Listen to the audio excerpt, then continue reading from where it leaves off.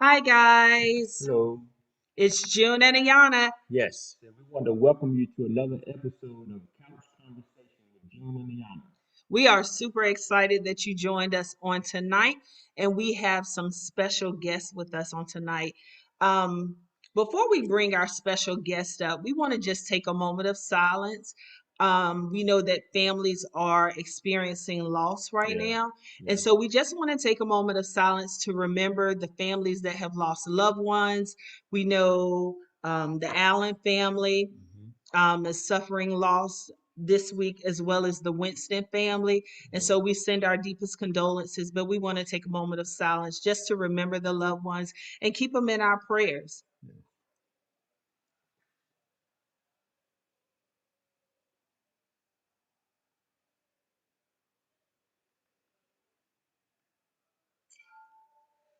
All right, so we are ready and excited, and we're going to jump right into couch conversations. And so we're going to start off by introducing our guest on today. And so, first, we want to add to our stream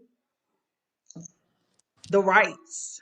Super excited to have you all with us on tonight. How y'all doing? Dartez What and up, D? Filrica. Hey, hey, how y'all doing? They've Right, all been right. married for 6 years. They've been together for 17 years. They have one daughter and they are working on another one. Okay. Woohoo! Together, they have created the Right Way Production and AR Crafts and Designs as they continue family legacies and create their own. Their hobbies together are reading, writing, singing, spending time with family, friends, and laughing. We are super excited to have the Rights with us on tonight. Yes, yes. Thanks for having us. Yes. And so we have another couple with us tonight that is familiar to all of you all. They were here with us before, and they are here with us again on today. So we are super excited to add the Raglins who are back with us on today. How are Hey, you all? Hello. how you doing? Good to see y'all again. Yes, yes, yes. We are so excited to have you all back with us and to bring your wisdom on tonight because tonight we're going to talk to the millennials. And so I feel like, because you all have been married, tell us how many years again? 29. 29. Wow. Wow. Yeah. 29 years. So I feel like um, you all bring wisdom on tonight. And so some old wisdom with some new millennials getting married, newlyweds pretty much. Not that new, but kind of new. So we needed just a little balance. So we're super excited to have you all with us as well. And before we bring our next couple up, I want to ask a question to Connie and Vince. We well, let me bring the other couple up before I even begin to ask this question because we are super excited to have them as well. We have the Magbies with us on today. What up, J-Man? Hello. Hi. So Joseph and Joyce Magby have been married approaching 3 years. In September, super excited. They met in 2013, and the story of how they initially met is one for a later date. Joyce works as a licensed social worker, and Joseph works as an assessment counselor. They are the creators of For the Love of Marriage Facebook group, and they simply love interacting and uplifting people and couples. Welcome. We are so excited to Yes, have you we all are. as well.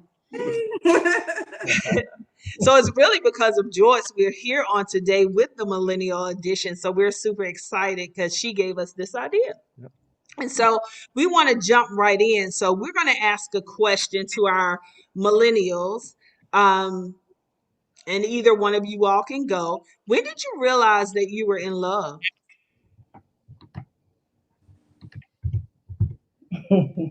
So, Everybody go at one time now. um, so I'm gonna speak for myself. So for me, I never had a aha moment like, dang, I really love him. But the more we dated, I started to realize like how really like free and unashamed I was to just like express myself, and express things that I have experienced without being like ashamed or judged. And how he received it and like communicated back to that, and I was like, okay, he might be all right. For me, the first time that I realized that I was in love was when I took her to church for the first time. It was crazy. Like I had caught the Holy Ghost, and it was like she was there supporting me the whole time. And so Yes. and that she was the one. I love it. I love it. That's amazing. Wonderful, wonderful, wonderful. All right. I think I realized when she became a necessity for me. It wasn't just, a physical attraction. She became necessary to what she brought to my mental stability, my spirit. It was a peace that she brought to me in my life. And so I knew then that I could lose that. That's when I knew I was in love. All right. Okay. Let's go. I wanted to be around him all the time. I wanted to be around him all the time. He made me laugh. I was comfortable around him. I love it. Okay. I love it. I love it. All right. What's your favorite memory between the two of you all before you got married? We did things a little untraditional. We had moved in together. Now our parents didn't approve it, but we had moved in together. But in that process, we really learned for you can facade for a little bit, but we saw the real people once we had moved in together. Gotcha. Okay. I would say for us, we had just started dating and we took our first trip together and we went to the zoo and we had these lame shirts, y'all. They were lame. They said like together since 2013. It was just like November 2013. And everybody was like, so excited. And they was like, congratulations. And like when we think back on it now, we was like, we were so lame for that. So Yeah. it was Okay. just bowling alley for me though. Oh, tell us. She got out there showing out. She knew I couldn't bowl, and she out there like she real good with it, but she busted tail right there at the top. I was weak. I love you. Nice. Wow. Okay, next question. And Vince and Connie, at any time if you have something that you want to say, feel free. So the next question, what challenges, if any, could have delayed or stopped you guys from getting married?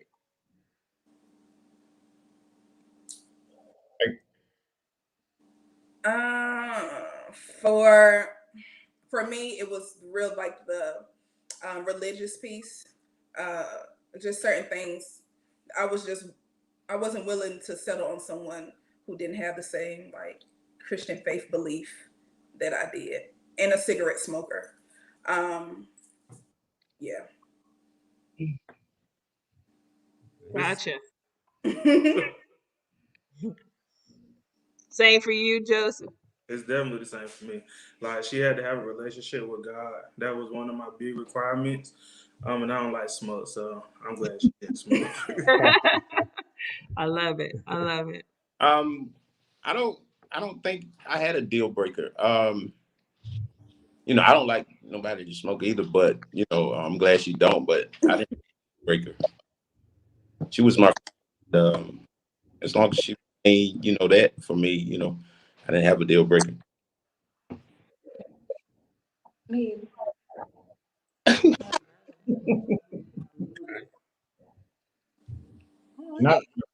Not from perspective of deal breaker, but from perspective of making sure this is who I really wanted to marry. We sort of met at the end of our college careers. After college, oftentimes people do look at that point to try and get ready to be married. So for me, I wasn't at the point that I felt that I knew her well enough. So she moved to Charlotte with her sister. and I moved to Charlotte with one of my buddies, and that gave me about a year to get to know her a little bit better, to make sure that she was definitely the one. But without that, that probably would not have happened because, like I said, we were on the tail end of leaving college. Got it. Wow. Got it. All right. What kind of encouragement would you give to your friends or someone you work with that's about to get married? What kind of encouragement or advice would you give to them now? Run. No, just joking. um, I would say definitely learn your partner's like love language, and constantly assess it because it changes. So really learning their love language and how they wanna be loved versus how you perceive they want to be loved. I think that was really huge for us. That is what she said. For me, it's you know, being involved with their evolution. People change. They grow. From when you first begin, people change, and so you got to be willing to deal with the changes and really know who you are involving or committing the rest of your life with. I agree with Joyce. Learn your partner. Make sure marriage is what you really. And I want to add to that. Can you guys hear me okay? We Mhm. can. Yes, I ma'am. wanted to just kind of piggyback on that, because for me, the process begins within. So you have to ask yourself the question: am I husband material? Am I wife material? Would I make a good spouse? Am I really ready for everything that this entails? So you do have to do a self inventory and not just settle. Everybody talked about some of the things that may have been deal breakers for them. So, if you don't check all the boxes, or if you say, "Oh, I can deal with this," um, then to me, in some ways, you're settling. So make sure that the things that you choose to settle for are not going to be things that would hinder your marriage down the road. Yeah, he might leave the toilet seat up, but that might not be something that's a deal breaker. You know what I'm Right. saying? So there are some things though that could lead to bigger problems down the road. So make sure that you have a knowing. Make sure that you know yourself well enough and that you're confident in what you're looking for, that you don't worry about who else is getting married, that you're not concerned about your age, you're not concerned, well, I'm running out of time before I can have a baby. All of those things, I think you should not be concerned about or to take into consideration before you really jump into it. Because it is ever changing, and you have to be prepared for all of the changes that come along with it. That's good. Absolutely. That's good. Like I Absolutely.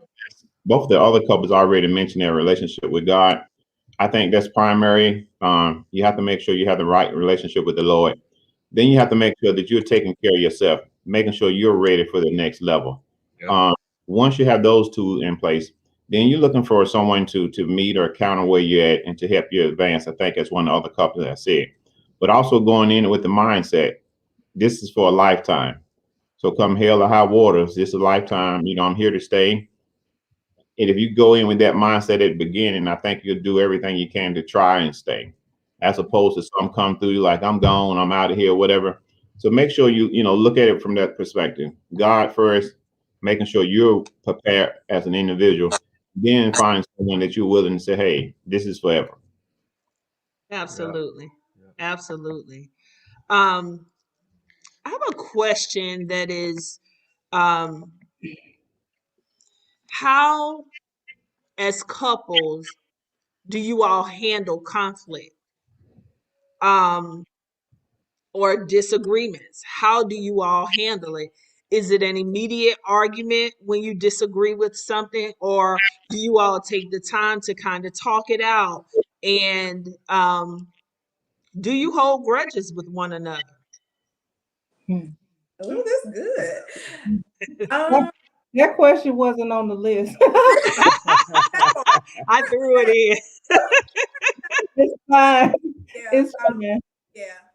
So I think for us, and that's something that you're always evolving and continue to learn.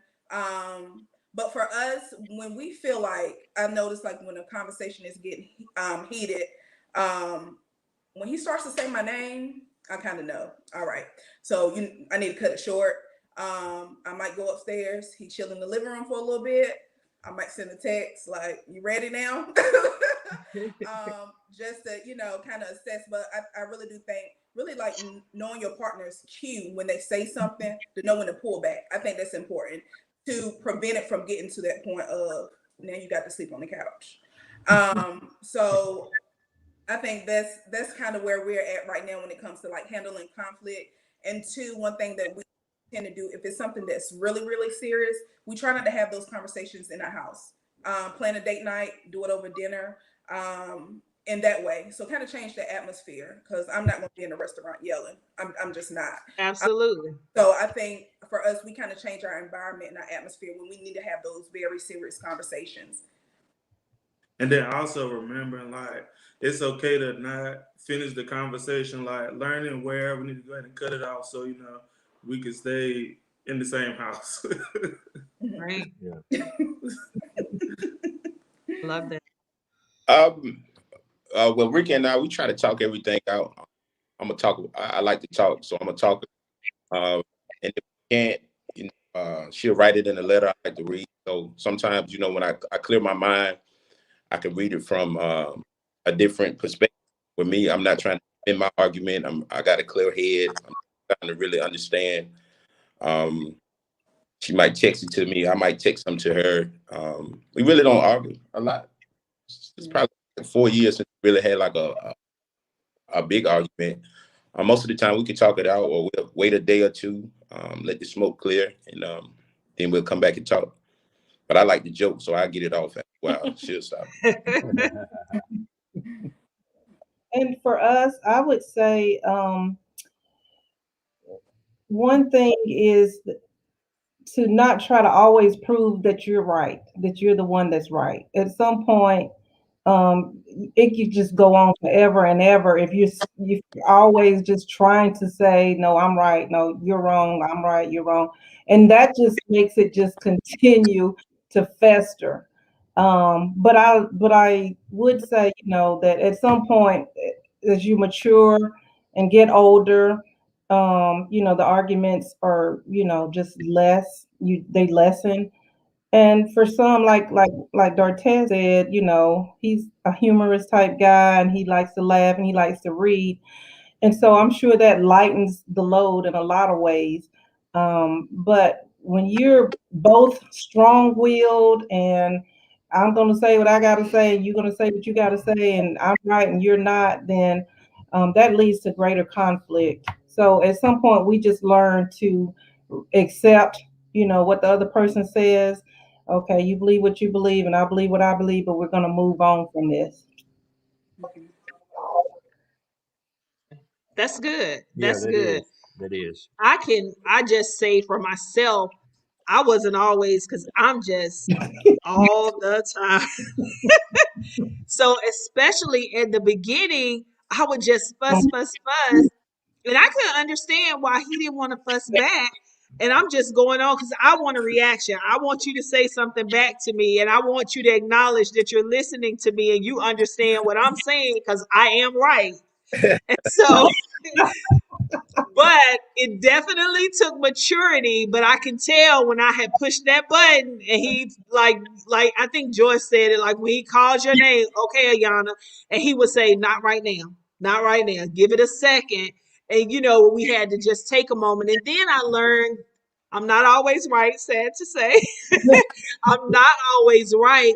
And once I listen to him, what he's saying is so right, and so but it comes with maturing and um, being willing to bend and really listen and understand your spouse. So I think that that is super good, super good. Yeah, something else that we figured out too, like depending upon the severity of what the disagreement is about, sometimes it's okay to agree to disagree.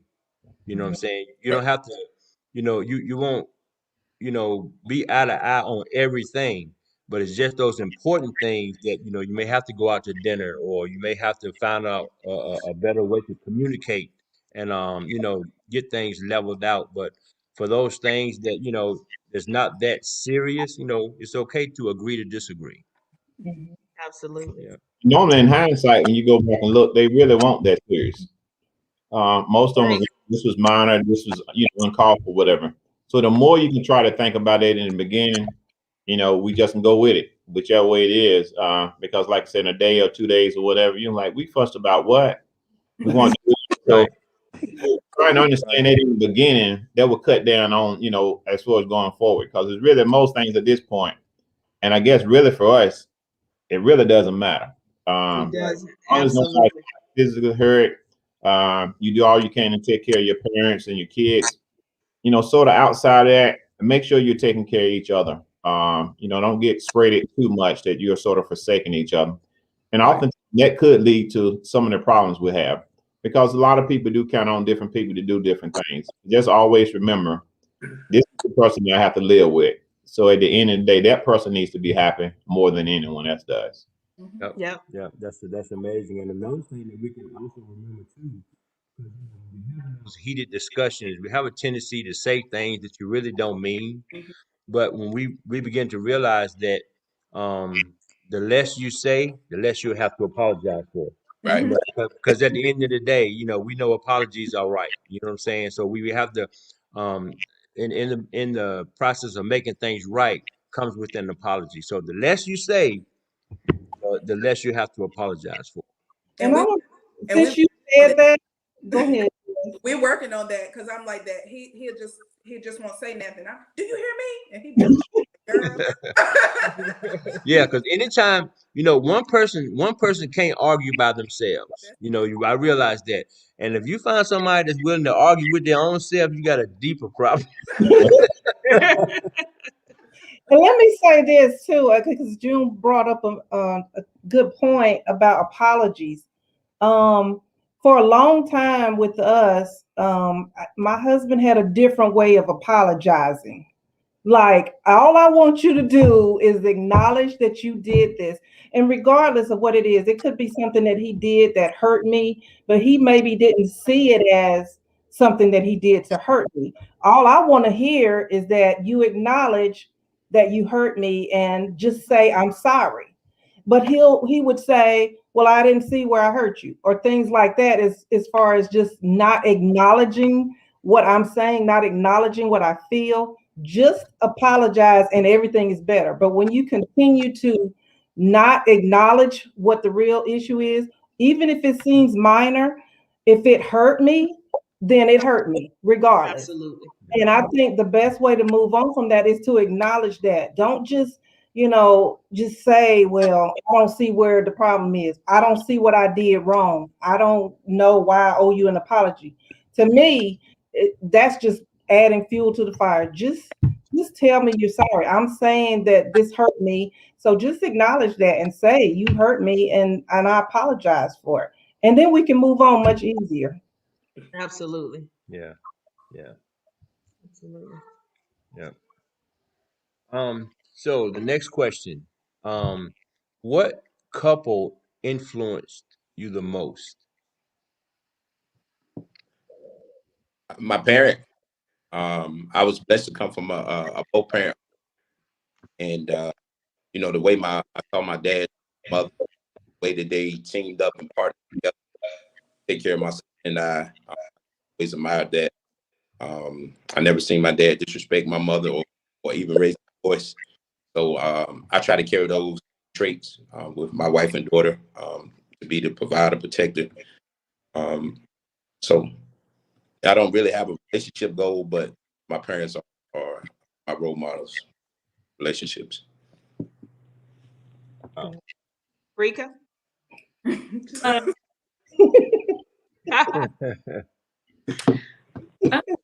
sure.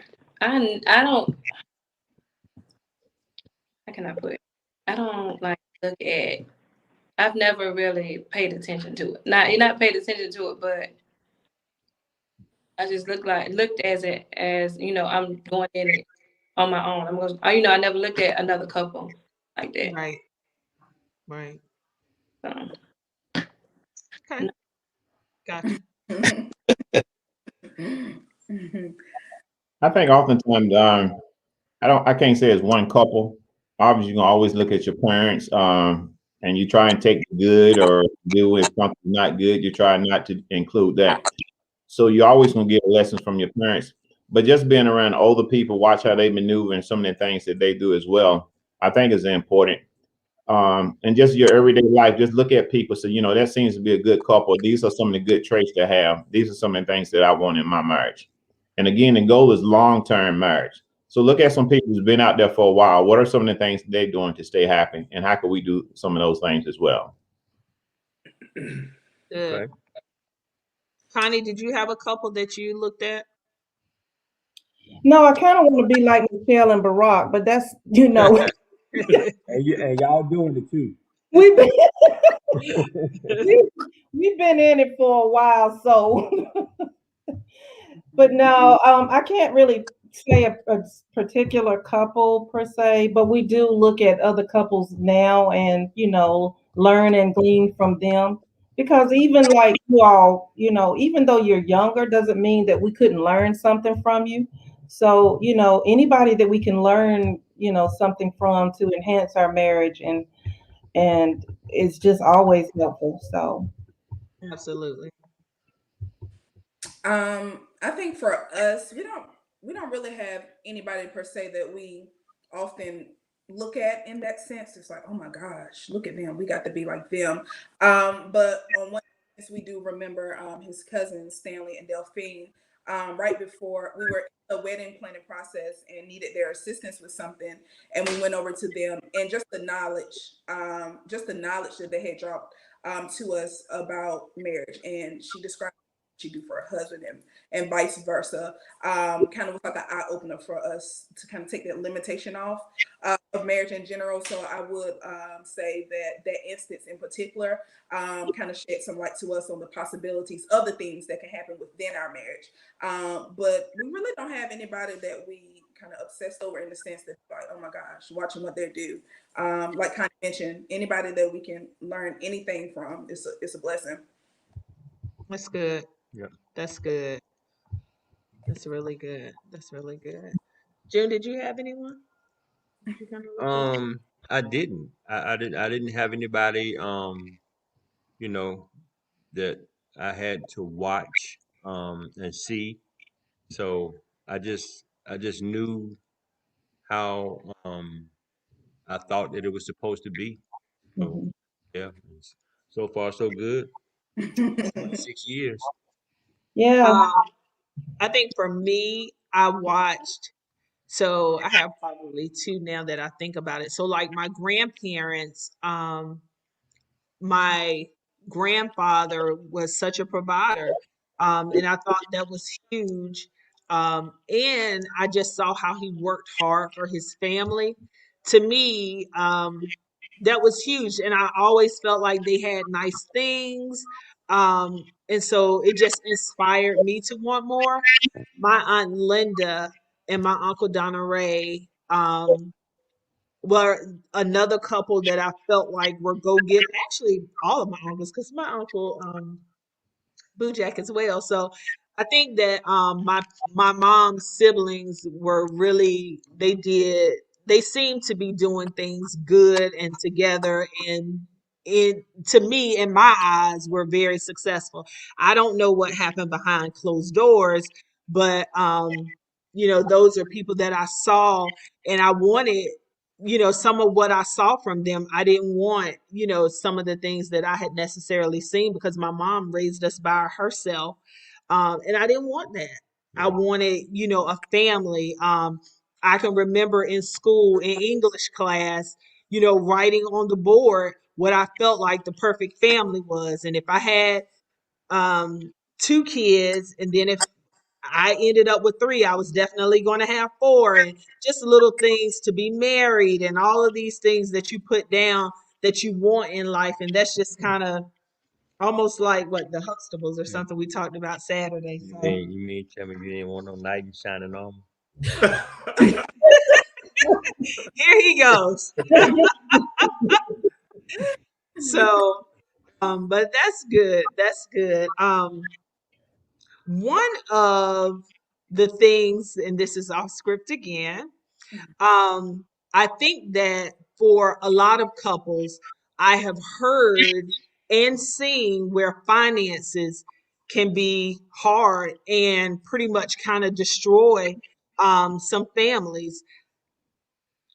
As far as finances, do you all do things together, or is it what's his is his, what's mine is mine? Uh, but we have a share account where we put, things.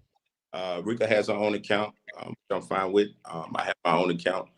But I still know what's in her personal account. She knows what's in my personal account. But we try to tackle things together as one. But again, she's still an individual. I'm still an individual, but we work as one on the same team. I think sometimes we forget that we are still individuals. So I'm not trying to clock her money or boss or anything, but we share, and she still has her own, and we find a balance in that. I like it. Yeah, that's I like good. it.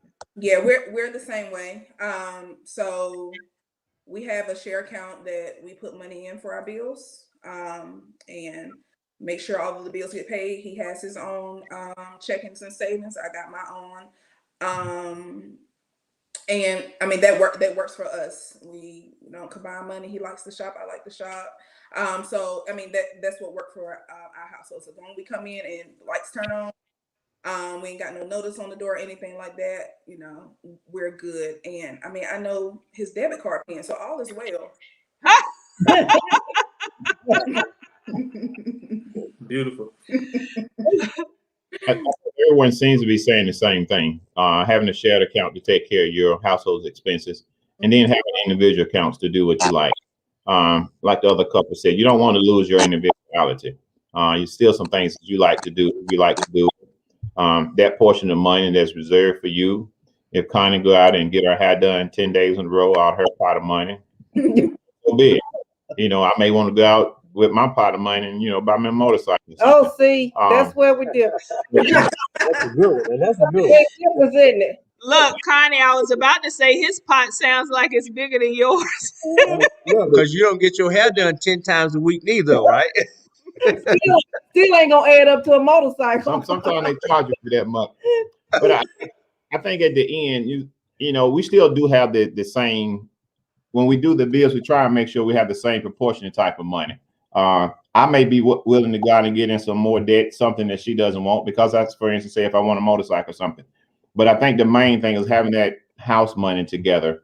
The individual, you do whatsoever you please to do with that. I think some couples look at it different. Seem like all of you have found some way to do that. And I think in the long run, that works best, because if it's just one pot, then both parties are accountable for every penny out that pot. It's almost like you have to have permission. You work a full-time job, part-time. You want to do something that you like to do with your money. And I think proportion is key as well, because a lot of people see it as the man is the breadwinner, and he's responsible for taking care of all the bills. Some people see it that way, that my husband should take care of all the bills and I should just be able to do whatever I want. But what if your husband weren't able to, what if he wasn't the breadwinner? What if he lost his job or things like that? So the mentality has to be that we both do whatever it takes to keep our household running.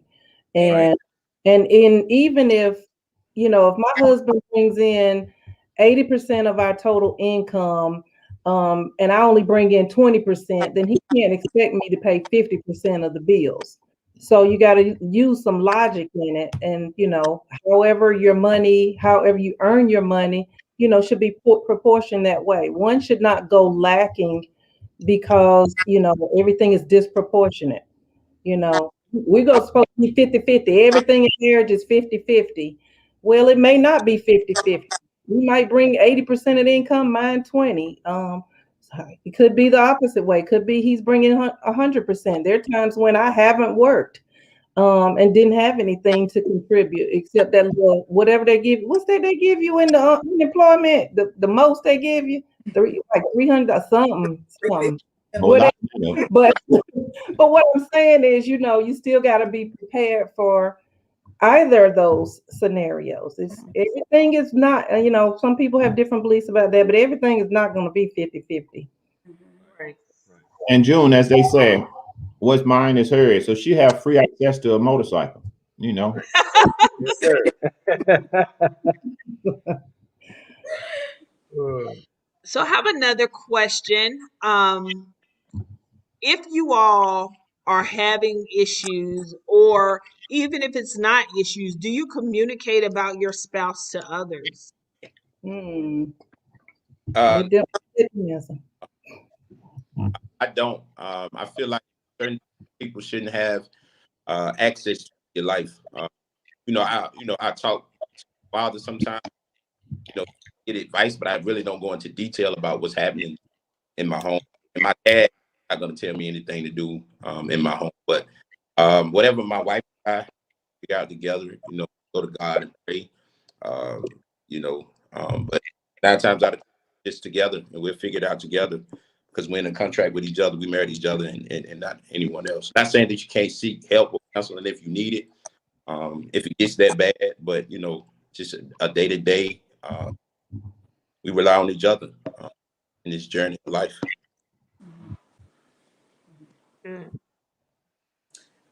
I think, well, so for me personally, I have a therapist. So that's who I communicate with, because even me personally being a therapist, I still need someone to kind of check me in a sense too. And she gives me like, girl, you're wrong and you need to go talk about that. And so I kind of need that. And she don't know me from Hazel personally. I don't know her. And so I feel comfortable with sharing details that way, and to have someone to kind of keep me in line. Now, if it's something minor like this man left his shoes in the middle of the floor, okay, but those serious conversations where if it's serious enough now that we discuss, and if we were to get it right, would I be embarrassed or ashamed for someone to even know? I speak with my therapist about it. Good. Okay. That's Can we good. let him go ahead? Oh, Georgia? okay, I don't necessarily like go to people and ask them, questions about, tell them, what's going on. But I ask like general questions, because kind of like the issue, like how do I ask them? How am I supposed to ask to go hang out with my homeboys? And not saying like we whole got to argue because I wanted to go hang out with my friends. I would never do that. It's just basically like asking general questions, which give me the answers that I need. That's how I do it. It's good. And for Um, us, we've been Go ahead, Con. I'm saying we've been married so long, been around each other for so long, that we don't necessarily at this point have to share. There are things that we do go through, but we have a few close friends that if it really got really bad, that we may talk to about, because we've been knowing them 25, 30 years. But just no, just for at this stage of the game, we should be able to work things out. If we've been married 29 years and still can't work things out, then we really do have a problem. But I like the fact too that Joy shared, because sometimes you do need that neutral party. You need someone who doesn't have a buy-in one way or the other, that can be a listening ear. And for so long, Black people have always thought it taboo to have a therapist or counselor or whatever you want to call it. And I just wish that, it wouldn't have taken this long for people to understand that, because it's important to be able to release those things, and not continue to carry those burdens, and have someone to talk to. A lot of people say, we can talk and we can pray to God, but sometimes you do need a physical presence, and you need someone that can listen, and as I said, just not be biased, and you feel much better when you get things off your chest. Personally, we've not had to have counseling or or a therapist, but that doesn't mean that there weren't times when we probably should have. but but applauds. I mean, I applaud those that do, recognize that they do need that at some point in their life and in their marriage and take advantage of it. Absolutely. And I guess the big question becomes: do you want to speak with someone you know or someone that's unfamiliar with you? Um, and I know me and kind of sort of have a different opinion on that one. For me, I would rather speak to someone I know that's going to tell me the truth and understand, what we're dealing with. I guess the question most times is whether or not they're going to be honest with both parties comes into play. I would be hesitant to tell a total stranger, even though this person is a stranger, what's going on. And even though that's their field, I would feel better talking to someone that I know. And that's kind of so we haven't gotten to that extent. We'll find ways to deal with it ourselves. Sometimes we may joke and ask one of our moms something, what you do about this or that. And they laugh it off. They won't say anything one way or the other. And try and keep it that way. That's good. Yeah. That's funny because if we say anything to our parents, well, my mom, it's all June. I'm always wrong. She's always right. I'm always wrong. Just can't win. Yeah. I'll tell y'all something.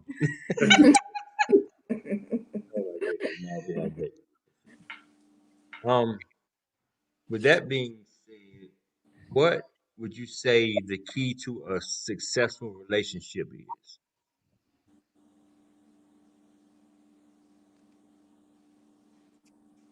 We're gonna let the Lewis go first this time.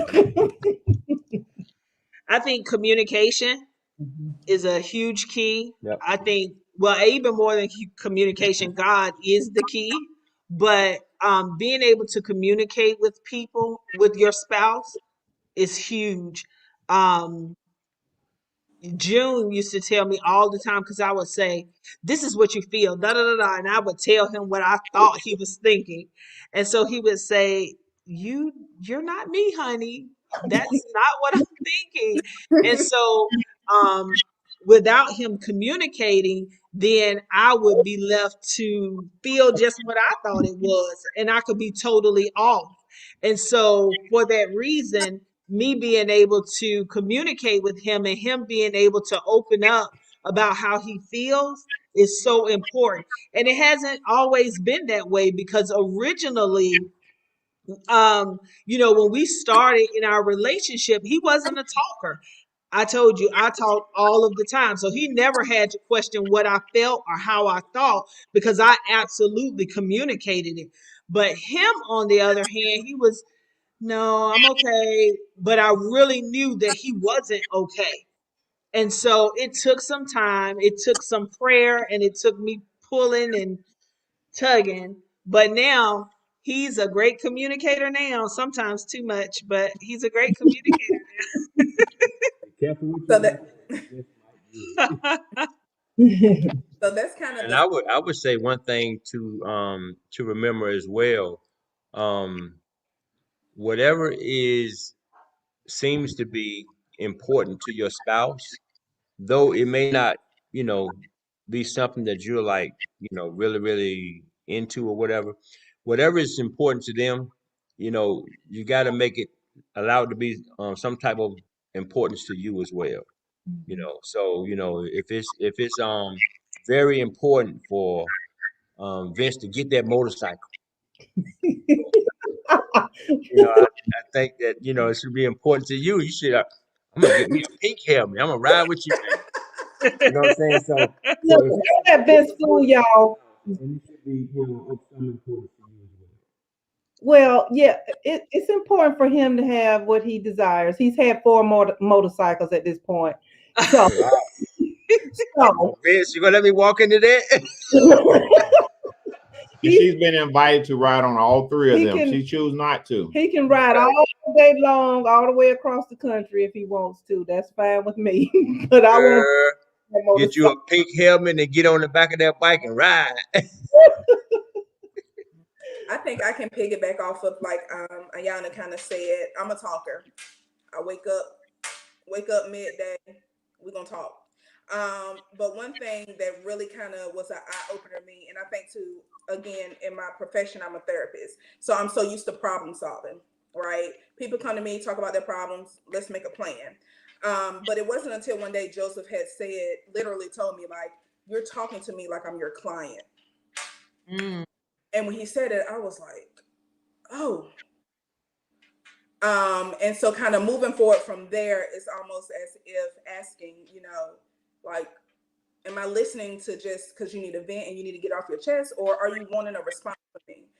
Because that's going to determine, not to say I'm not going to listen any less, but it kind of, my mind is already churning with how I need to process the information. And that has been very, very, very helpful. I really love the fact that you listened to what he said. Um, that's key.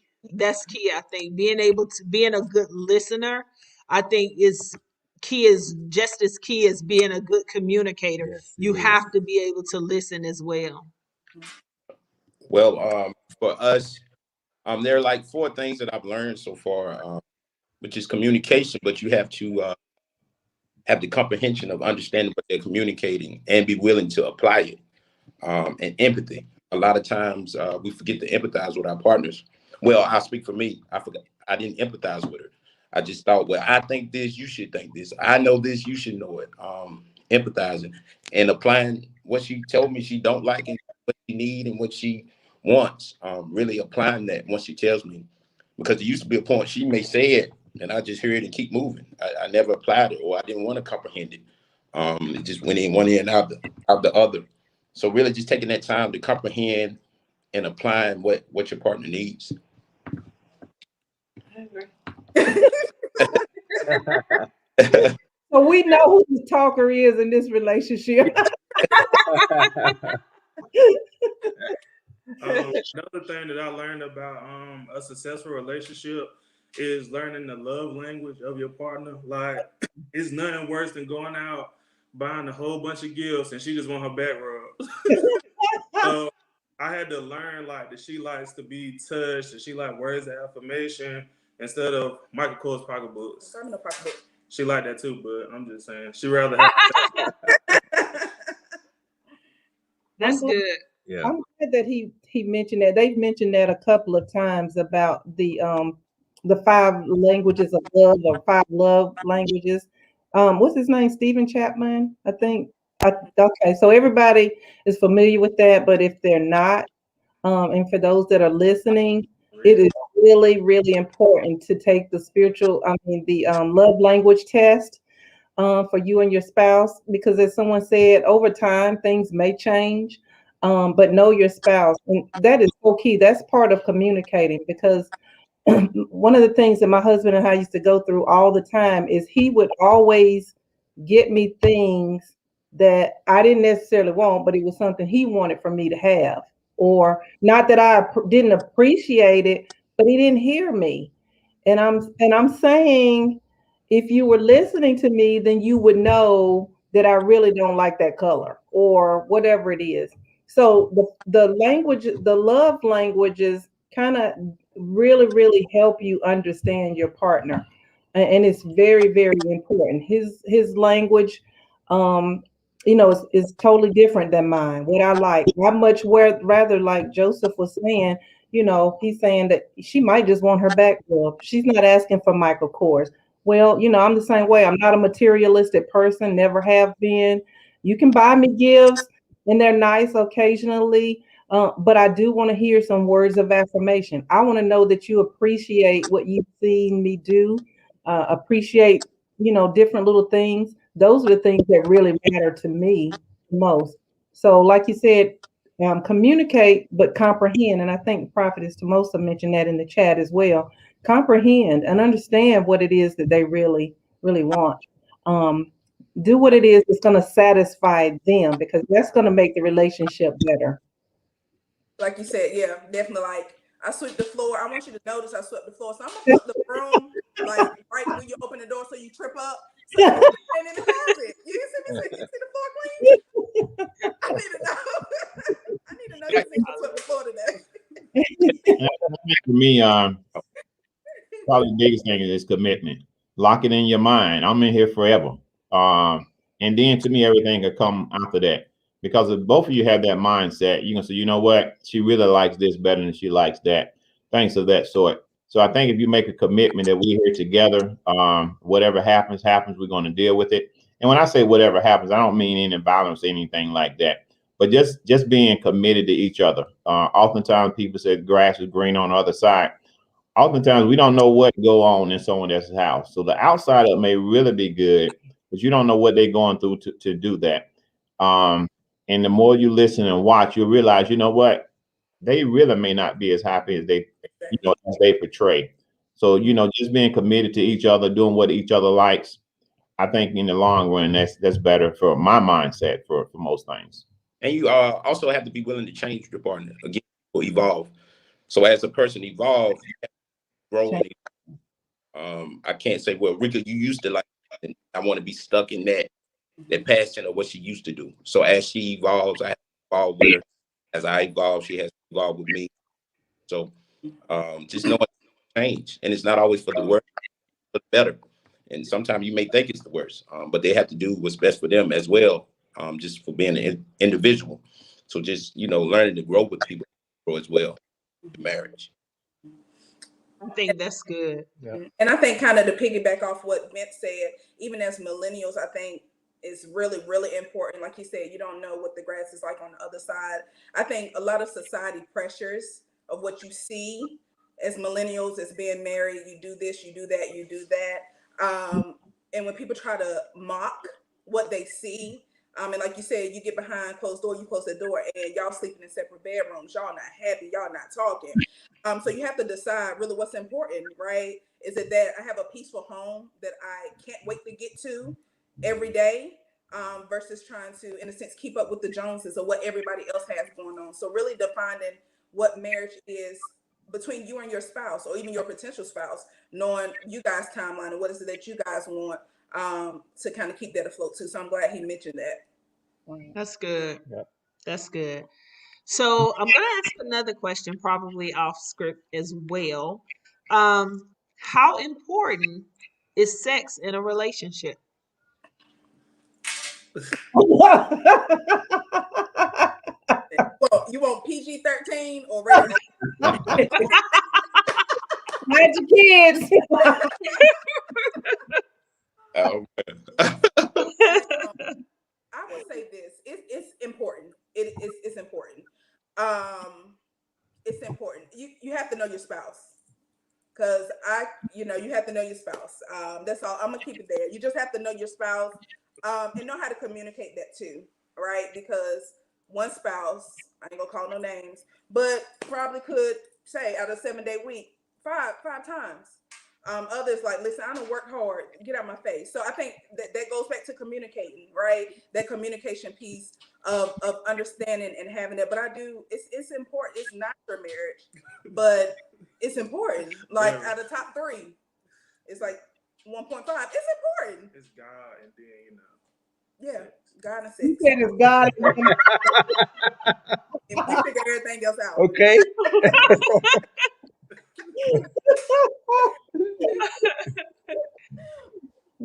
Dartes. Oh man. It's I don't know. Listen, I'm gonna say this. Like I said, we did it the untraditional way. So I guess as time progressed, I don't need it as much. I used to be. I got a head almost every day guy, but I still need at least 2-3 times a week. But as time progressed, I know she tired sometimes, and I'm Facial expressions. mama one day. I had to take my daughter to ballet class. And I like to lost my mind. I was like, girl, I don't know how you do it, but I got a whole new respect for you as a mother, baby, taking care of all day. So I get it. I'm learning to be, like I said, empathetic. I know sometimes you're tired. You deal with our baby more than I do. So just, respecting the fact she's a little tired sometimes. I take her, I still, it's important. She ain't said nothing the whole hour. She ready to talk.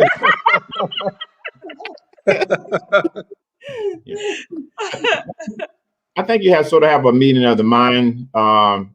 If one does want it every day and the other one once a week, I think you have to have a meeting of the mind, so that both spouses can be happy at the end of the day.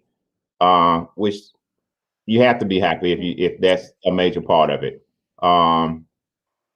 To me, I mean, for us, we are mid-age, so it's probably not as important as it was in our 20s and 30s, but we do understand that it is a need. It's not just, not just someone talking about it, or it is a true need, I think, a physical need that everybody has. It's just not as important as it used to be. Why y'all laughing? I told Rick it's Vincent. therapy. Therapy for me. Just keep in mind, mid as opposed to 30 years old is a little bit different.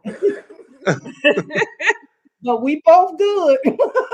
the mindset doesn't change. You have more to deal with, jobs, kids, parents, things of that sort. But I don't think your mindset just totally ever changed. The same way you were in your 20s, you should be that same mindset. You just have to make sure that other things around you are taken care of as well. It's a need. It's much needed. It's therapy for me. That's for me. Mind and all. I can refocus, recharge, rethink again. Yeah. And that's probably, and I think that's probably more for males, because pretty much everything can be bad in the world, but coming home to that, I mean, your mind could totally disappear. And I think females, Hey, from It'll perspective, take away the cares of the world. yeah, regardless of what's going on around you, you can go home and say, you know what, we're getting ready to do this, and the male can just make everything else. They have a more of a mindset, think about reality things more. But for guys, like my man said, none of that stuff matter. Whatever was. Aren't we running out of time? No, we got plenty of time left. So, so before we close out, I'm so tickled. He said what? So my son is sitting across from us, and he's saying for us not to answer the question. I told y'all hide your kids. Wait, which son? Makai. Okay. So, in closing out, because we are about to run out of time, I want us to leave a nugget with millennials, couples that are about to get married, couples that are already married. Some may be seasoned and are on the brink of divorce. And what would you say to these people that are either about to get married or feel like they're worn out in their relationship? Because I know people who have left their marriage because the spouse wasn't as active as they wanted them to be, whether it be going on trips or it just didn't meet their needs and things like that. What is some advice that you all will give to couples?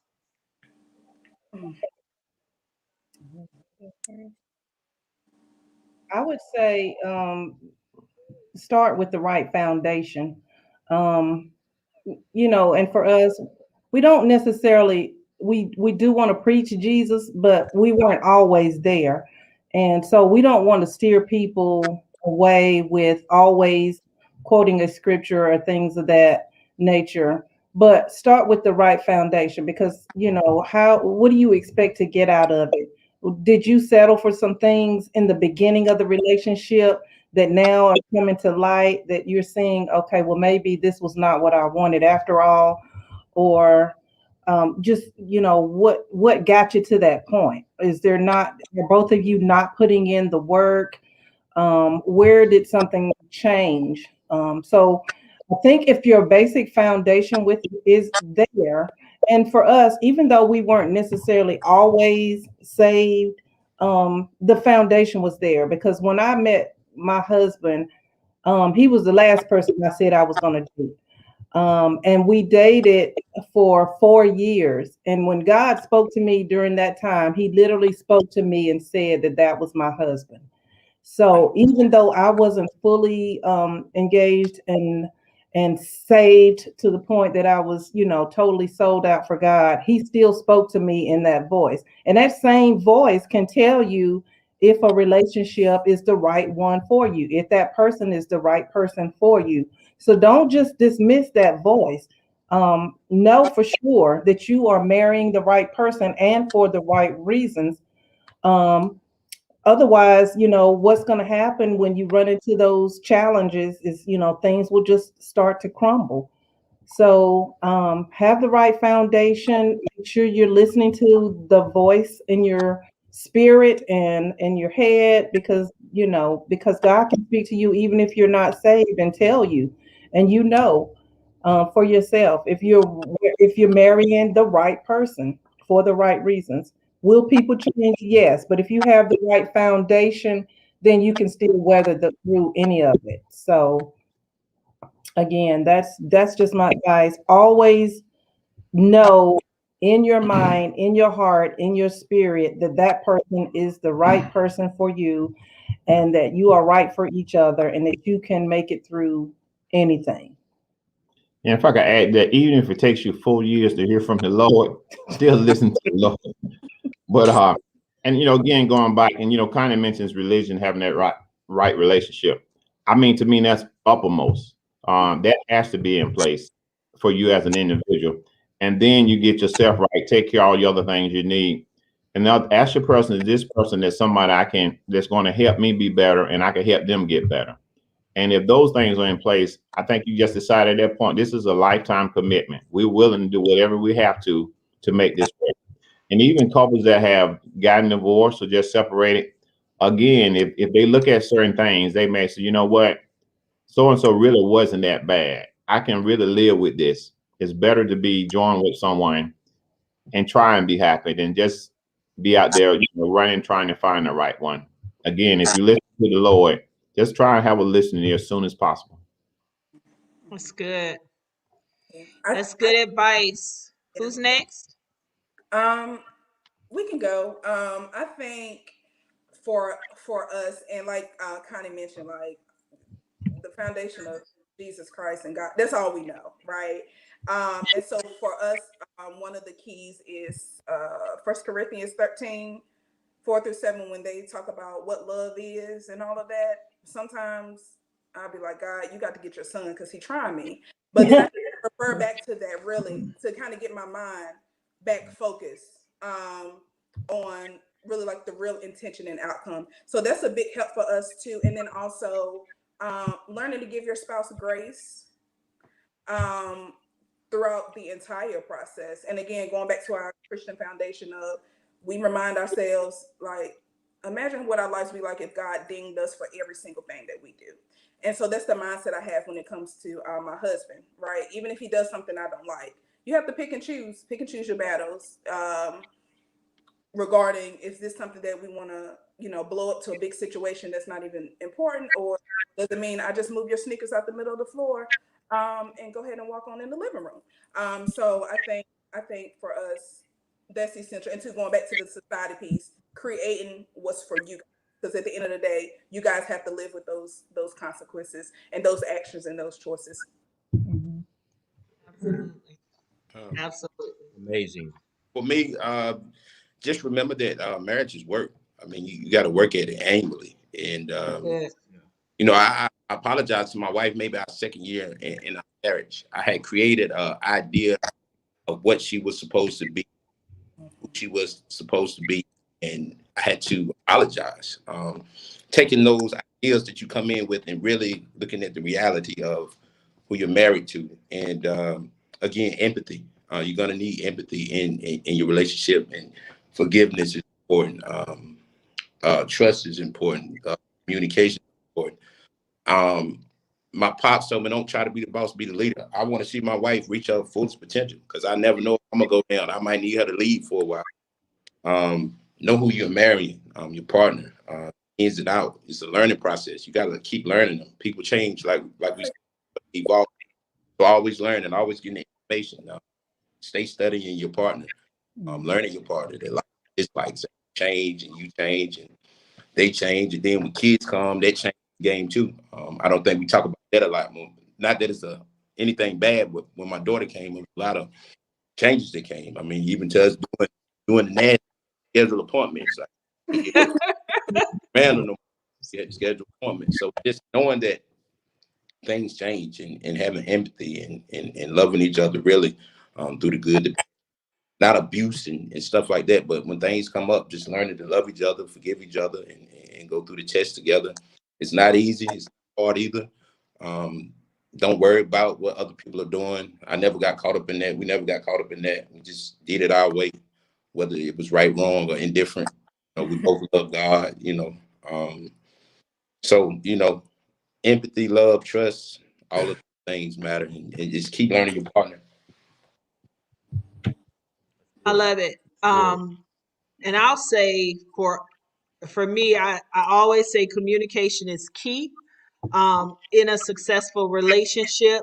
And I think that once you realize this is your God-given spouse, like being kingdom minded, understanding that only what you do for God will last, and understanding what your purpose is as a couple, because if God put you together, then He has a purpose and a plan for your life.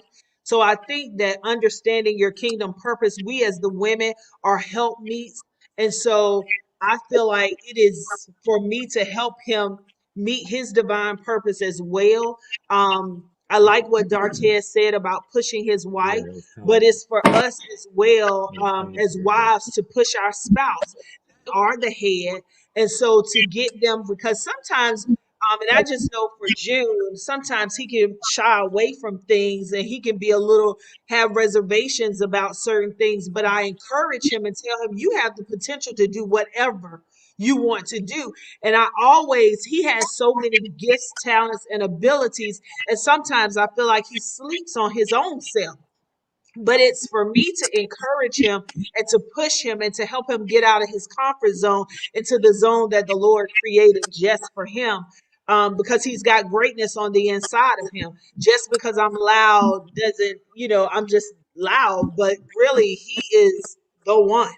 And I think that, pushing your spouse and being able to help them to, get where they're supposed to be in the kingdom is key in relationships. And the Alexanders couldn't be with us on tonight, but one of the things that Partisa said was that you choose your battles, because it's the little things that can destroy the bond. And I think that that's a key in relationships as well. Yeah, and I would also add to that, finding that balance point. Like Mayana and I, we balance each other out. And I didn't understand it, but years and years and years ago, someone told me, concerning our marriage. They said that I was going to keep her from running too fast, and she was going to keep me from running too slow. It took me a while to get that, but when I got it, I got it. And that was major right there. Just, we're supposed to balance each other out. I think that's key. Yeah. So we thank you all so much for tuning in, for watching us on tonight. I thank you all for joining. I thank our guests. You all were Yes. absolutely amazing. Amazing. Y'all might be back. As always. Yeah, because we call them the spur of the moment, right, Yeah. Vincent Connie? We do, but we want to, before we leave on tonight, I want to again shout out the things that you all are doing. Yeah. And so if it's And something, if you guys see any of this on Facebook, please give it some attention. Give it some attention. yeah, And go like yeah. and their pages Yeah. and all of their things that they're doing. Yep. We want to start with the Right Way project, Yep. and then AR Crafts and Designs. This is Dartez and Philrica's. This is what they're working on. And so if you want to talk about it a little bit, or how can they follow you? How can they purchase items from you all? Where do they go? Go ahead, baby. They can follow me on. I'm on Facebook and Instagram. I put all my stuff up on there. They like sell. I do like T-shirts, cups, and I'm working on some stuff too. But you can find it all on Facebook, Instagram, AR Craft and Design. And the Right Way project is just giving back to the community. I enjoy travel. I took a full-time job like 2 years ago, so we get this house, so it's real different from taking on the job.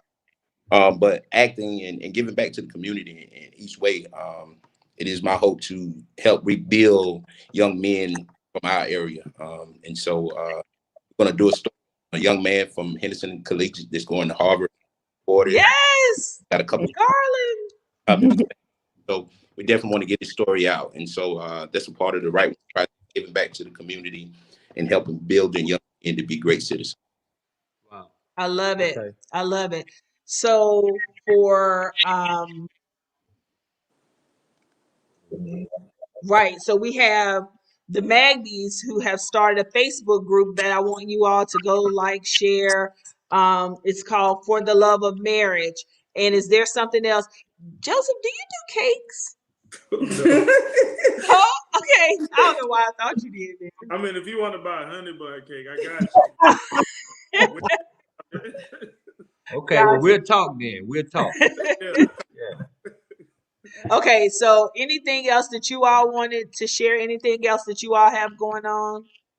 Not really. Just again, our Facebook group For the Love of Marriage is definitely in some real serious initial planning phases of some of the things that we want to do with that. But it's just a simple community, more so geared towards actually people within our actual community that we know, or know of someone that's like in the immediate surrounding areas. Because there's a lot of groups with people all over, and so we try to start to connect with some couples within our immediate surrounding areas.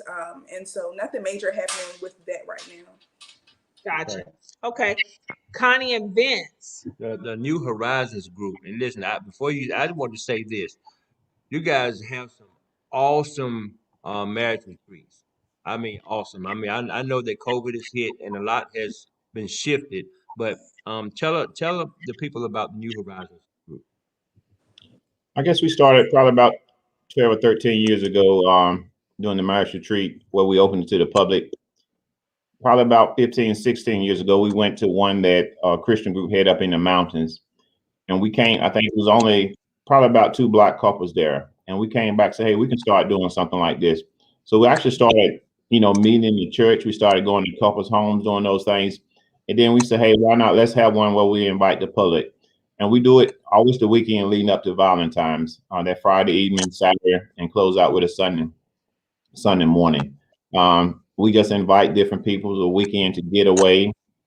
We have different sessions, learning sessions as well as fun sessions, nice food, just a weekend to get away.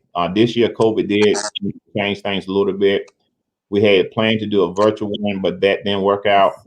I think it snowed or something came up, so we had to cancel that.